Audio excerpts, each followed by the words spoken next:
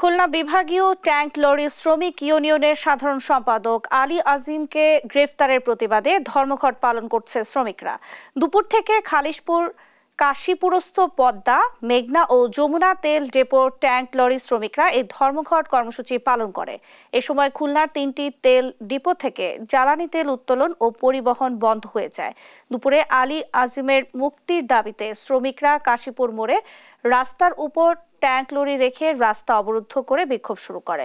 পরে tank lorry শ্রমিক ইউনিয়নের নেতাদের জরুরি বৈঠকে আলী আজিমকে মুক্তি না দিলে অনির্দিষ্টকালের জন্য জ্বালানি তেল উত্তোলন ও পরিবহন বন্ধের ঘোষণা দেয় তারা। এদিকে ট্যাঙ্ক লরি শ্রমিকদের ধর্মঘটে খুলনা সহ 16 জেলায় জ্বালানি তেল সরবরাহ ও পরিবহন বন্ধ রয়েছে। খুলনাতে বিক্ষোভের আরো খবর জানাতে খুলনা থেকে এই মুহূর্তে সরাসরি আমাদের সঙ্গে যুক্ত হচ্ছেন সহকর্মী নূর ইসলাম রকি।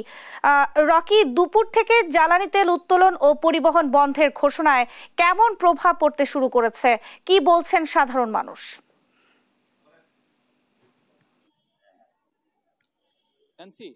দুপুর 2টার পর থেকে কিন্তু খুলনার যে 3টে ডিপো আছে পদ্মা, মেঘনা, যমুনা, এই ডিপো থেকে কিন্তু তেল উত্তোলন বন্ধ রেখে কর্মবিরতি করছে শ্রমিক ইউনিয়ন নেতৃবৃন্দ। তাদের যে অভিযোগ ছিল সেটা হচ্ছে যে খুলনা বিভাগীয় ট্যাঙ্ক লরি যে শ্রমিক ইউনিয়ন আছে, এই ইউনিয়নের যে সাধারণ সম্পাদক আজিমকে গ্রেফতারের প্রতিবাদেই তারা কিন্তু কর্মবিরতি করছে এবং 3টি ডিপো থেকে তেল উত্তোলনের থেকে বিরতি রাখার পাশাপাশি তারা কিন্তু কাশীপুর মোড়স্থ যেই চৌরাস্তা আছে এখানে কিন্তু তারা চতুর্দিক থেকে ট্যাঙ্ক লরি রাস্তায় সারিবদ্ধ করে রেখে কিন্তু রাস্তা অবরোধ করছে, যার কারণে সাধারণ মানুষের ভিতর কিন্তু আসলে একটা বিরূপ প্রভাব পড়েছে।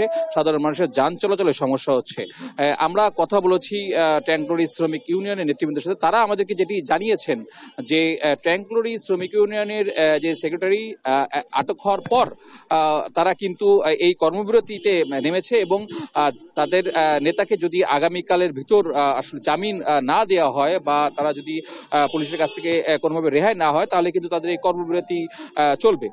আমি একটু ন্যান্সি দর্শকদের আপনার মাধ্যমে জানিয়ে রাখতে চাই যে দুপুর 2টা থেকে কিন্তু রাত 8:30 পর্যন্ত কাশীপুরস্থ এই মোড়ে কিন্তু পুরো সড়ক জুড়ে ট্যাঙ্ক লরির অবস্থান ছিল।